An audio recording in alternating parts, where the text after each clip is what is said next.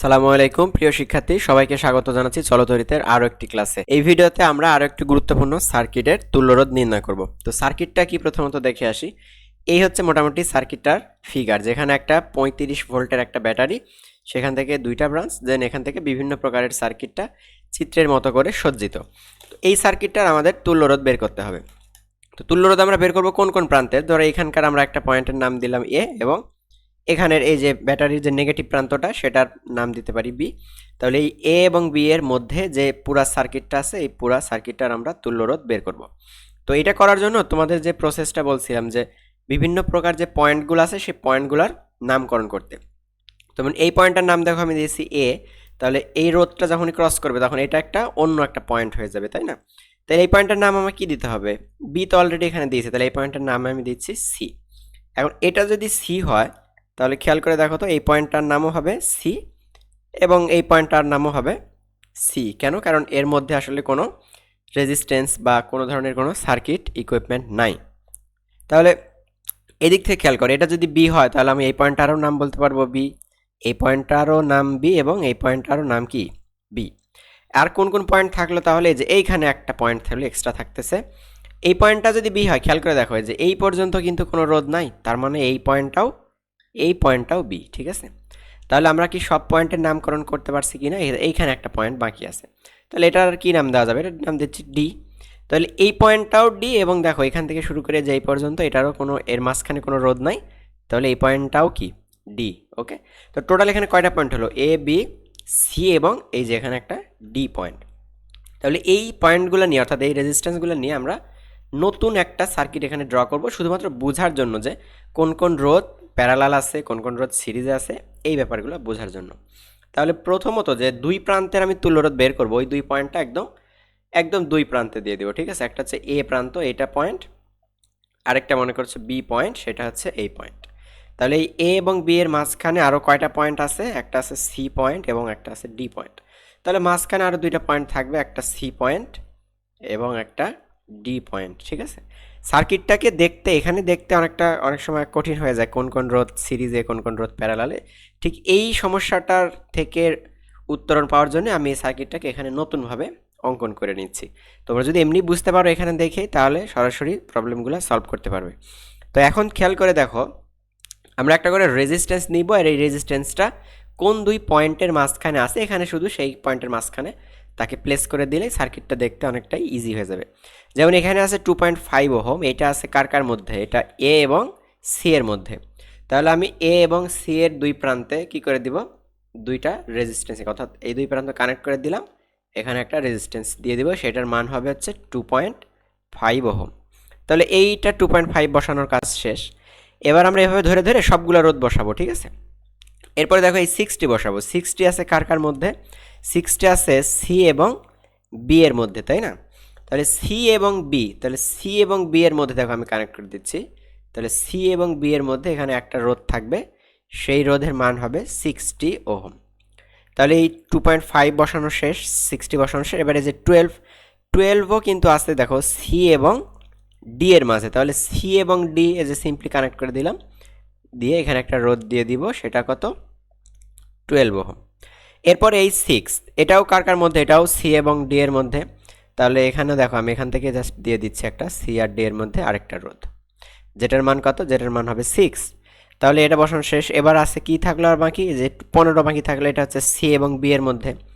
C এবং B এর মধ্যে খেয়াল করো, সি এবং বি এর মধ্যে হচ্ছে আমাদের এই যে 15 ওহমটা। তাহলে আমি এই সি আর বি এর মধ্যে দেখো, এখানে কিন্তু এই 60ও সি আর বি এর মধ্যে ছিল, যে উপরে খেয়াল করে দেখো সি এবং বি। তাহলে এই সি আর বি এর মধ্যে আমি কি করব? আরেকটা রোধ দিয়ে দেবো, যেটার মান হচ্ছে 15 ওহম। ঠিক আছে, এই যে মোটামুটি এরকম করে দিলেই কাজ শেষ, 15 ওহম। তাহলে আর বাকি থাকলো কি কি? এই যে 80 আর 20 আছে কার কার মধ্যে? এটা হচ্ছে ডি আর বি এর মধ্যে। তাহলে এখানে যে ডি আর বি এর মধ্যে একটা 20, আর এখানে দেখো আরেকটা কথা আছে 80 আছে, এটাও কিন্তু ডি এবং বি এর মধ্যে। তো এখানে ডি এবং বি এর মধ্যে আমি এভাবে কানেক্ট করে দিলাম আরেকটা 80। ঠিক আছে, তো এখন মোটামুটি সবগুলো রোধ বসানো শেষ। তাহলে এটা হচ্ছে আমাদের এক প্রান্ত বি, এটা হচ্ছে এক প্রান্ত এ। তাহলে এই দুইটার মধ্যে, অর্থাৎ এই এ এবং বি এর মাঝখানে যে আমি যা যা দেখতেছি, এই পুরো জিনিসটার তুল্য রোধ আমাদেরকে নির্ণয় করতে হবে এখন। তো এই চিত্রটা দেখো, আগের যে আমাদের প্রথম যে প্রশ্নে যে চিত্রটা দেওয়া ছিল সেই চিত্রের চেয়ে কিন্তু অনেকটাই এই চিত্রটা অনেকটাই ইজি। কেন? কারণ এখানে আমার পক্ষে বোঝাটা খুব সিম্পল যে কোন কোন রোধ সিরিজ, কোন কোন রোধ প্যারালাল। তো এখানে খেয়াল করলে দেখো, প্রথমত এই যে 12 এবং 6 এই দুইজন আছে কিসে? এই দুইজন আছে প্যারালালে। একইভাবে 20 এবং 80 এই দুইটাও কিসে আছে? এই দুইটাও আছে প্যারালালে, তাই তো? তাহলে 12 এবং 6 এর পয়লা আমি প্রথমত প্যারালাল করে নেব।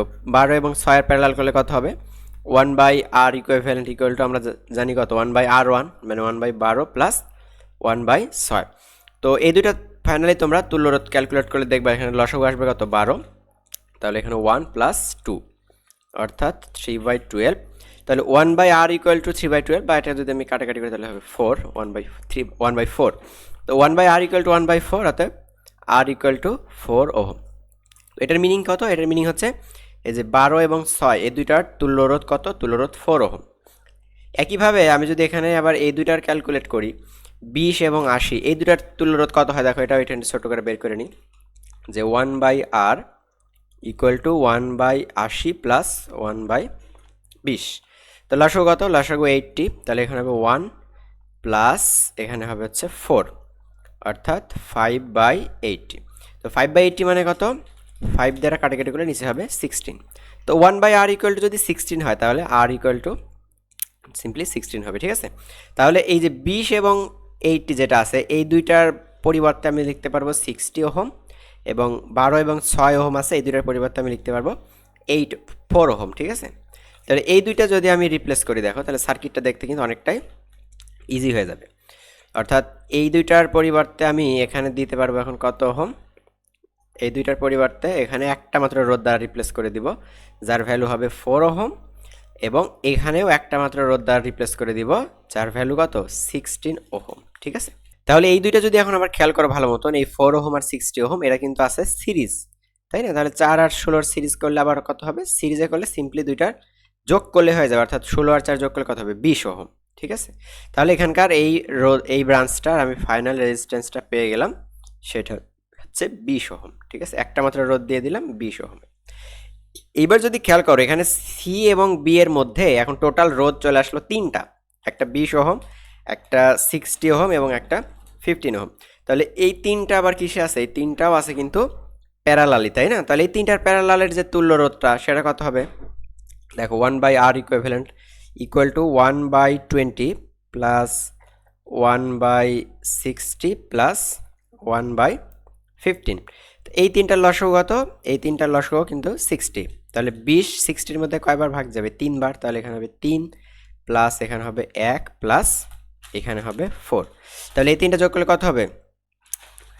4 এবং 4 8, অর্থাৎ 8/60, ঠিক আছে?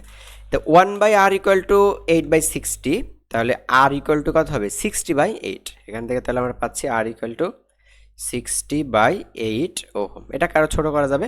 তাহলে এই যে তিনটা 20, এখানে 60 ওহম, এখানে 15 ওহম, এই তিনটা যেহেতু প্যারালাল, তাহলে এই তিনজনের পরিবর্তে আমরা একটা মাত্র রোধ দিতে পারবো, সেটা হচ্ছে 60/8 ওহম, ঠিক আছে? তাহলে এখানে আমি এই তিনটার পরিবর্তে কি করব? এখানে একটা মাত্র রোধ রাখবো, এই যে একটা মাত্র রোধ, এবং সেটার ভ্যালু কত? 60/8, ঠিক আছে? 60/8।